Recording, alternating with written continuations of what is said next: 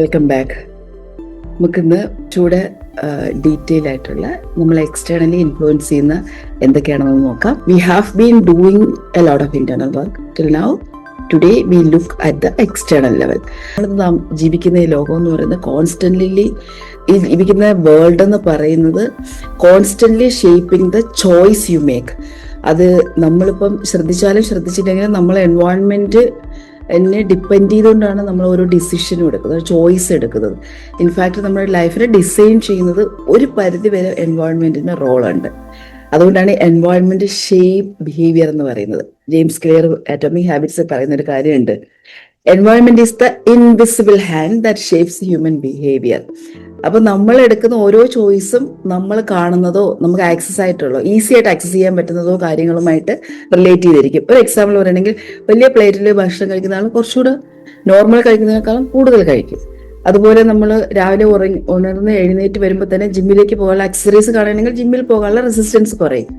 അപ്പോൾ ഇതുപോലെ തന്നെയാണ് നമ്മൾ ഉറങ്ങുന്നതിന് തൊട്ട് മുമ്പ് അല്ലെങ്കിൽ നമ്മൾ ഇരിക്കുന്ന സ്ഥലത്ത് കൂടുതൽ ബുക്ക് അടുക്കി വെച്ചിട്ടുണ്ടെങ്കിൽ നമ്മൾ മൊബൈലിൽ സ്ക്രോൾ ചെയ്യുന്നതിന് പകരം ബുക്ക് റീഡ് ചെയ്യാനുള്ള ഒരു ബിഹേവിയർ നമ്മളിൽ ഉണ്ടാവും. അപ്പൊ ഇതിനകത്ത് ഒരു ബിഹേവിയർ എന്ന് പറയുന്നത് is A function of the person and the environment എന്നാണ് പറയുന്നത്. അപ്പൊ എൻവയോൺമെന്റ് ചേഞ്ച് ചെയ്യണമെങ്കിൽ നമ്മുടെ ബിഹേവിയർ ചേഞ്ച് ചെയ്യാൻ പറ്റും എന്ന് പറയുന്നു. അത് ആ വ്യക്തിയെ ചേഞ്ച് ചെയ്യാതെ തന്നെ ബിഹേവിയർ ചേഞ്ച് ചെയ്യാൻ പറ്റുമെന്ന് പഠനങ്ങൾ പറയുന്നുണ്ട്. അപ്പൊ എങ്ങനെയാണ് ഞാൻ ഇവിടെ പറയുന്നത് 3 എൻവയോൺമെന്റ്സ് ദാറ്റ് ഷേപ്സ് യു. ഒരു 3 എൻവയോൺമെന്റ്സ് എങ്ങനെ നമ്മളെ ഷേപ്പ് ചെയ്യാൻ പറ്റും. ഒന്ന് physical environment, 2 social environment and digital environment. So physical എൻവയോൺമെന്റിൽ നമുക്കറിയാം, നമ്മുടെ ഹോം, നമ്മുടെ വർക്ക് സ്പേസ്, ബെഡ്റൂം, കാറ് എല്ലാം ശരിക്കും പറഞ്ഞാല് അത് ക്ലട്ടർ ആണെങ്കിൽ അതൊരു കോഗ്നിറ്റീവ് ലോഡ്, നമുക്ക് എല്ലാം കൂടെ ഒരു ഭാരമായിട്ട് തോന്നും. ശരി, ഒരു വിഷ്വൽ ക്യൂസ് ഉണ്ട്, അത് നമ്മുടെ ബിഹേവിയറിനെ പ്രോംപ്റ്റ് ചെയ്യും ശരിക്കും. അതായത് നമ്മുടെ ഫിസിക്കൽ സ്പേസ് നമ്മൾ ഗോളുമായിട്ട് മാച്ച് ചെയ്യുന്ന രീതിയിൽ അല്ലെങ്കിൽ ഗോള് കാണുന്ന രീതിയിലേക്ക് ഗോളിന് പ്രയോറിറ്റി കൊടുത്തുകൊണ്ട് നമ്മൾ സെറ്റ് ചെയ്ത് വെക്കുകയാണെങ്കിൽ ആ എൻവയോൺമെന്റ് ഓക്കെയാണ്. ഇപ്പോൾ വിഷൻ ബോർഡ് പോലത്തെ കാര്യങ്ങൾ ഗോള് അച്ചീവ് ചെയ്യുമ്പോൾ നമ്മൾ ഗോള് റിട്ടേൺ ഗോൾ എഴുതി വെച്ചിരിക്കുന്നതൊക്കെ നമുക്ക് കാണാൻ പറ്റുന്ന രീതിയിൽ ക്ലട്ടേഡ് ആകാതെ മിസ്റ്റപ്പ് ആകാതെ സൂക്ഷിക്കുക എന്നുള്ളതാണ് ഫിസിക്കൽ എൻവയോൺമെന്റ് എന്ന് പറയുന്നത്. അത് നമുക്ക് കാണുന്ന ഏരിയ എല്ലാം, നമ്മൾ ഇടപെടുന്ന ഏരിയ എല്ലാം. അടുത്ത സോഷ്യൽ എൻവയോൺമെന്റ് ആണ്. The people you the most time spend most time. അതായത് ഡയറക്റ്റ്ലി നമ്മളെ ഏറ്റവും കൂടുതൽ ഏത് തരം ആൾക്കാരുമായിട്ടാണോ കണക്ട് ചെയ്യുന്നത് അവർ നമ്മളെ ഇൻഫ്ലുവൻസ് ചെയ്യും. അവരുടെ ബിലീഫും അവരുടെ ഹാബിറ്റും അവരുടെ സ്റ്റാൻഡേർഡ്സും ഒക്കെ ആയിരിക്കും നമ്മുടെ സ്റ്റാൻഡേർഡ് എന്ന് പറയുന്നത്. അപ്പൊ നമ്മൾ ഇന്ററാക്ട് ചെയ്യുന്ന ആൾക്കാർ എങ്ങനെയാണ്, അതാണ് രണ്ടാമത്തെ എൻവയോൺമെന്റ് എന്ന് പറയുന്നത്. നമ്മളെ ഷേപ്പ് ചെയ്യുന്ന രണ്ടാമത്തെ എൻവയോൺമെന്റ് ഫാക്ടർ. മൂന്നാമത്തെ ഡിജിറ്റൽ എൻവയോൺമെന്റ് ആണ്. നമ്മുടെ phone, social media apps and notification. ഒരു ആവറേജ് പേഴ്സൺ ഒരു ദിവസം 2617 പ്രാവശ്യം ഫോണിനെ ടച്ച് ചെയ്യുമെന്നാണ് പറയുന്നത്. അപ്പോ അതായത് ഈ ഫോണാണ് നമ്മളെ ബ്രെയിനെ ഫീഡ് ചെയ്യുന്നത്. ഏറ്റവും കൂടുതൽ നമ്മൾ ടച്ച് ചെയ്യുന്ന ഉപകരണം ഫോണാണ്. അപ്പോൾ നമ്മളൊരു ഓണസ്റ്റ് ഓഡിറ്റ് നടത്തണം ഫോണിന്റെ കാര്യത്തിൽ. നമുക്ക് ഈ 180 ഡേ റീച്ച് ചെയ്യുമ്പോൾ ഗോളിലേക്ക് എത്തണമെങ്കിൽ നമ്മൾ എത്ര നേരം ഈ ഡിജിറ്റൽ ഡീടോക്സിങ് ചെയ്യണം, അല്ലെങ്കിൽ ഡിജിറ്റലി നമ്മൾ ഡിറ്റാച്ച്ഡ് ആകണം. നമ്മളൊരു ഓണസ്റ്റ് തീരുമാനം എടുത്താൽ മതി. നമുക്കത് സ്ട്രിക്റ്റ് ആയിട്ട് ഓരോരുത്തരുടെയും പേഴ്സൺ ടു പേഴ്സൺ ഡിഫറെൻ്റ് ആണ്. അടുത്തത് നമ്മുടെ ഫിസിക്കൽ സ്പേസ് എങ്ങനെ ഡിസൈൻ ചെയ്ത് നോക്കാം. അതായത് ഈ ഗോള്, നമ്മൾ എടുത്തിരിക്കുന്ന ഗോള് അത് അച്ചീവ് ചെയ്യാൻ പാകത്തിനുള്ള vision board, return goal, meaning full photos, ഇതെല്ലാം നമ്മൾ കാണുന്നിടത്ത് നമ്മുടെ ടേബിളിലൊക്കെ വെക്കുക, നമ്മുടെ സ്മാർട്ട് കാർഡിൽ എഴുതി വെക്കുക, വിഷൻ കാർഡ് ഉണ്ടാക്കി വെക്കുക, അത് എടുത്ത് വെക്കുക. ഇതെല്ലാം നമ്മളെ കൂടുതൽ ഗോളിലേക്ക് അടുപ്പിക്കും. അതുപോലെ തന്നെ ഈ പോസിറ്റീവ് ഹാബിറ്റ്സുമായിട്ട് നമുക്കൊരു ഫ്രിക്ഷൻ ഉണ്ടാകും. ആ ഫ്രിക്ഷൻ കുറയ്ക്കണം. അതായത് നമുക്ക് മെഡിറ്റേറ്റ് ചെയ്യണമെന്ന് തോന്നുമ്പോൾ അത് മെഡിറ്റേറ്റ് ചെയ്യാതിരിക്കാനുള്ള ഒരു റെസിസ്റ്റൻസ് ആണ്. പക്ഷെ ആ ഫ്രിക്ഷൻ കുറച്ചുകൊണ്ട് നമ്മൾ എപ്പോൾ വേണോ മെഡിറ്റേറ്റ് ചെയ്യുക, ജേർണൽ എഴുതുക, അല്ലെങ്കിൽ എന്തെങ്കിലും എഴുതണമെന്ന് തോന്നുമ്പോൾ അത് ചെയ്യാൻ ഉള്ള ഒരു ടെൻഡൻസി ഡെവലപ്പ് ചെയ്തെടുക്കണം. ഇത് നമ്മളുടെ ഈ ഫിസിക്കൽ സ്പേസ് ക്ലെൻസ് ചെയ്യുമ്പോഴും അതിനെ റീഅറേഞ്ച് ചെയ്യുമ്പോഴും ആ എൻവയോൺമെന്റ് കറക്റ്റ് ചെയ്യുമ്പോൾ ഈസി ആയിട്ട് പറ്റും കേട്ടോ. നമ്മളെ ഹെൽപ്പ് ചെയ്യാത്ത ചില ഹാബിറ്റ്സ് ഉണ്ട്. അവിടെ നമുക്ക് ഫ്രിക്ഷൻ കൂട്ടാം.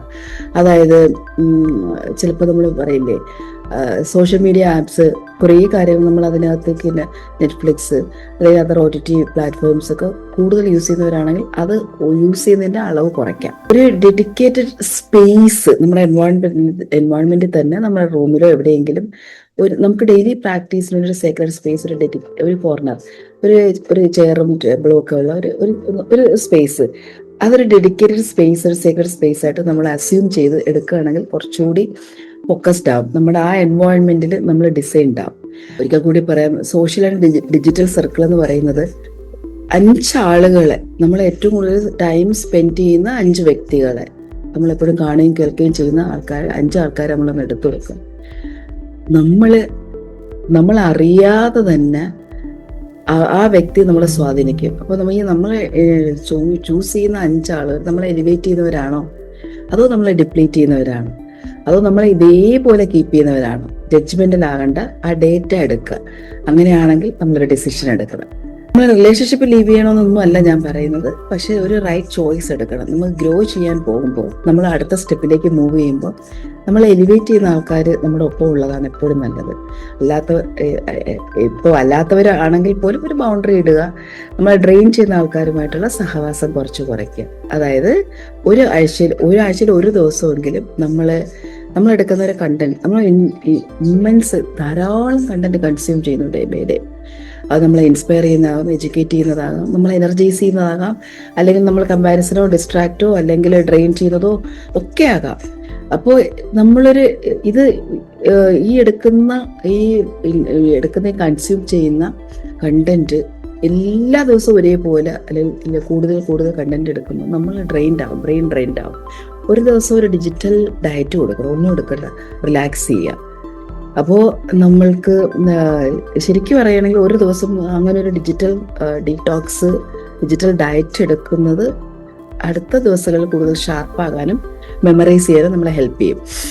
അതുപോലെ നമ്മൾ പോഡ്കാസ്റ്റ് ലിസൺ ചെയ്യുക, നമുക്ക് ആവശ്യമുള്ളത് ചൂസ് ചെയ്യാനുള്ള ഒരു ബോധം ഉണ്ടാകണം. ഈ വേദിക് പ്രിൻസിപ്പിൾസ് പോലും പറയുന്നത് കമ്പനി ഓഫ് ട്രൂത്ത് സീക്കേഴ്സ് ആണ് നമ്മളെ വളർത്തുന്നതാണ്. Surround yourself with the people who are also growing or accelerating your own evolution exponentially. അങ്ങനെയുള്ളവരുടെ കൂട്ടാണ് നമ്മളെ എപ്പോഴും വളർത്തുന്നത്. അപ്പം ഇന്നത്തെ പ്രാക്ടീസ് എന്ന് പറയുന്നത്, നമ്മൾ ഫിസിക്കലി നമ്മളിരിക്കുന്ന ഏരിയ ഒന്ന് ക്ലിയർ ചെയ്യുക. Socially, name on person you want to spend more time with the next 30 days because they inspire your growth. ഒരാളെ കണ്ടുപിടിക്കുക, നിങ്ങൾ എലിവേറ്റ് ചെയ്യുന്ന ഒരു വ്യക്തിയെ. അടുത്ത 30 days ആ വ്യക്തിയുമായിട്ടായിരിക്കും. അതൊരു പോഡ്കാസ്റ്റിലൂടെ ആകാം, അല്ലെങ്കിൽ ഒരു യൂട്യൂബ് ചാനലിലൂടെ ആകാം, അല്ലെങ്കിൽ ഡയറക്റ്റ് ആകാം. ആ വ്യക്തിയുമായിട്ട് ഞാൻ എൻ്റെ മാക്സിമം ടൈം സ്പെൻഡ് ചെയ്യും. Through that I can also elevate myself എന്നൊരു ഡിസിഷൻ എടുക്കുക. ദെൻ നമ്മൾ ഒരു എൻവയോൺമെൻറ്റ് ഇൻറ്റൻഷൻ സ്റ്റേറ്റ്മെൻറ്റ് ഉണ്ടാക്കുക. അതായത് ഞാൻ എൻ്റെ എൻവയോൺമെൻറ്റ് എൻ്റെ ഗോളിന് വേണ്ടിയിട്ട്, അല്ലെങ്കിൽ ഗോളിന് അനുസൃതമായിട്ട് ഞാൻ ഷേപ്പ് ചെയ്യുന്നു എന്നൊക്കെ പറഞ്ഞിട്ട് ഒരു ഇൻറ്റൻഷൻ നമുക്ക് എഴുതി വെക്കാം, അല്ലെങ്കിൽ നമുക്ക് മനസ്സിൽ ഇൻറ്റൻഷൻ എടുക്കാം. You shape your environment and then your environment shapes you എന്നാണ് പറയുന്നത്. സോ അത് കൃത്യമായിട്ട് നമുക്ക് ഇത് വർക്ക് ചെയ്യാം.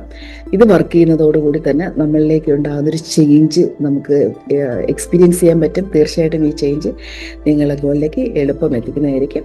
So follow these points. Thank you so much. I will see you next video with another powerful tool. Thank you. Bye-bye.